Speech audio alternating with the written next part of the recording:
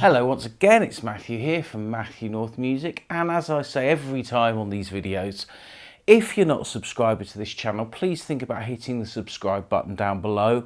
It's completely free, and if you hit the little bell icon, then you'll always be notified as and when a new video comes up. And if you're interested in music, old gear, old electronics, or stuff to do with records, hi-fi, anything like that, and you never know, you might even like one of my songs. Anyway, today's video is something I wasn't expecting. Now, today I went to Newton Abbot, which is a small town near where I grew up. And the reason I went there was because there was on Marketplace a piece of kit that I thought would make an interesting video. The video about that will follow at some time, although it's going to be added to the backlog pile of things in the shed that I need to look at.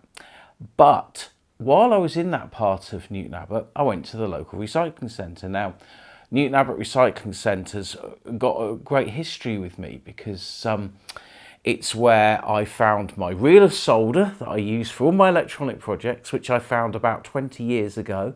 And I've still got tons of solder left to use because it was a massive, great 3-kilogram drum. It's where I found the missing tapes of Peter Cook and Dudley Moore's Not Only But Also as audio. I found at the time 3 completely missing episodes in audio form in excellent quality.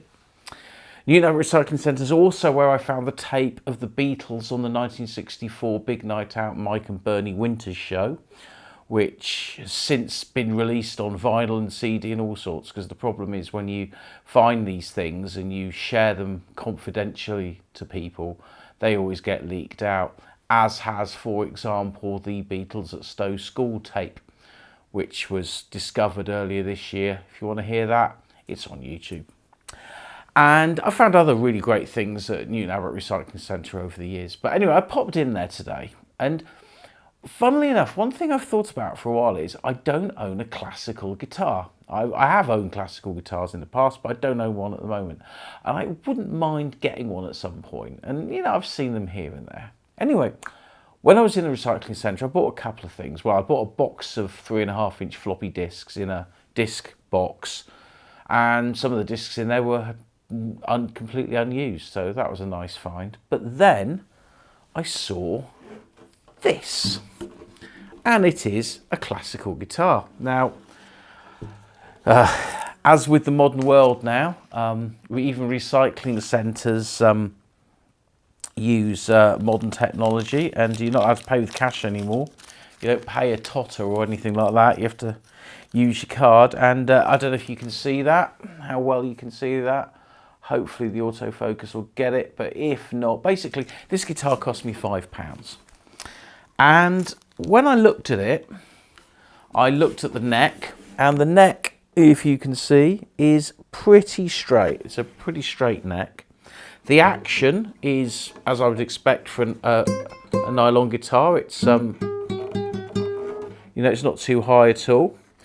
If you look at the back here, I don't know if you look at the angle there, but the bridge is not lifting up really at all, which sometimes happens with acoustics, particularly nylon strings, especially if someone's done the silly thing of trying to put metal strings on, which happens quite a lot.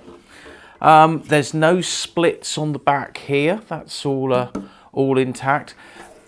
On this bit here, it does feel a little bit lumpy, like maybe the laminate's coming off a little bit. I'm not too sure, but nobody's put a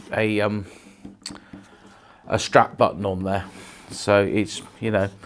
But the top is, I don't know if it's a solid top or not. I think it's a plywood top. It certainly has the impression of a plywood top, but you know, it's all right. And the machine heads themselves, they're all working fine. They could probably do with a little bit of cleaning. And when I bought it, the lady who served me said, "Oh, you do know it's got some strings missing?" And I said, "Yeah, that's fine." But anyway, I mean, the actual tone of the guitar is it's obviously not in tune, but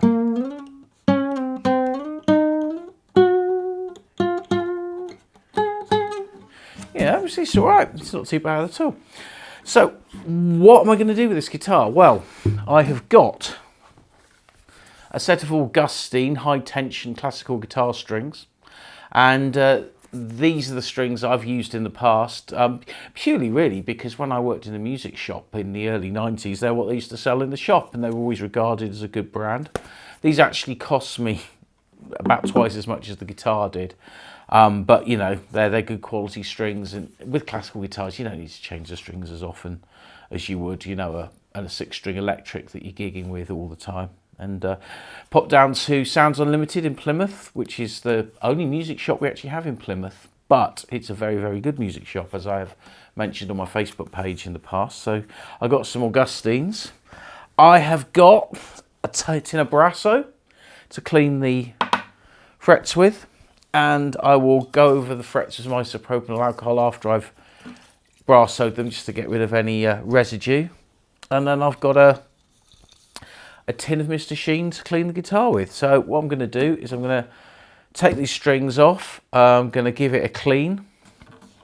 The machine heads, I don't think they need oiling or anything. They all seem pretty good, so I'll just leave them as they are. But we'll give this guitar a clean.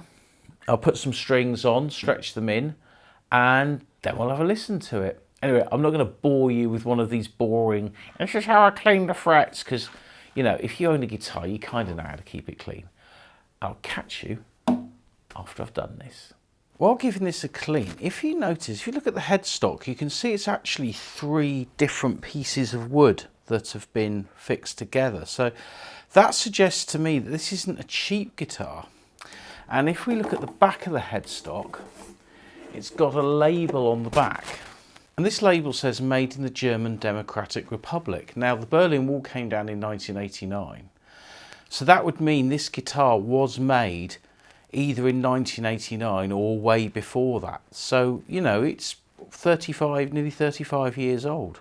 And you can see that this style of neck with the 3 pieces of wood, it's not just the headstock, it's actually the whole neck of the guitar. So, yeah, that looks pretty good, to be fair.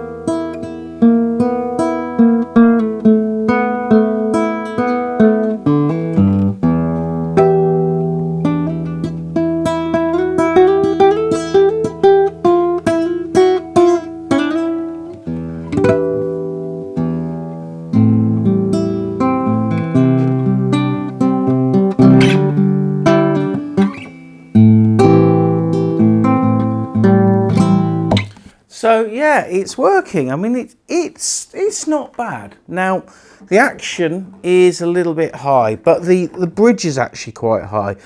And I actually think this guitar probably was never set up originally. So if I took maybe a millimetre and a half off the bridge, that will bring the action down to a much more playable level. Now, the only other thing with this guitar is that the machine heads are pretty tight, especially the top E. So it probably could do with a new set of machine heads, but they're not expensive. For about 20 quid, you can get a reasonable set of nylon strung machine heads. So with those 2 things in mind, I think this was a pretty good buy for a £5. And yeah, I think it's got quite a nice sound to it, and it's certainly... It's got a little bit out of tune there because it's kind of... Because, you know, it's brand new strings and they take a few days to settle in, really. But...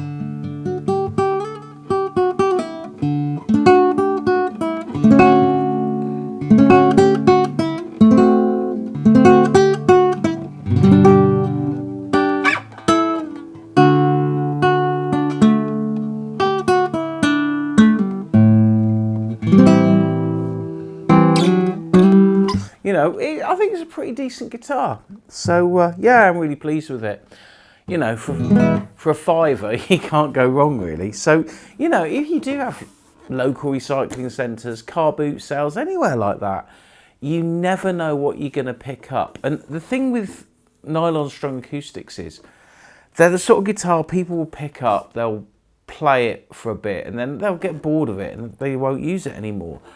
And that means you can get bargains. And like I said, this doesn't feel like a really cheap instrument. As I said, it's made in the German Democratic Republic. So, you know, it's not made in China, it's not made in Korea, it's kind of made in Europe. And it's got a feel of a little bit of quality about it. And, you know, the tone of it,